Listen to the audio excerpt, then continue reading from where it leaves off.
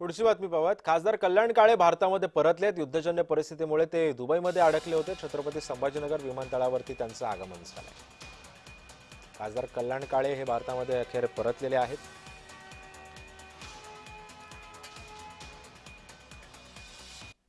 Israel, America आणि Iran यांच्यामधल्या जो घटनाक्रम गेल्या 15 दिवसामध्ये घडला आणि त्याच्यानंतर जी युद्धजन्य परिस्थिती निर्माण झाली, त्या परिस्थितीमध्ये आम्ही नेमके 27 तारखेला संध्याकाळी इथून निघालो आणि 28ला तिथं पोहोचलो।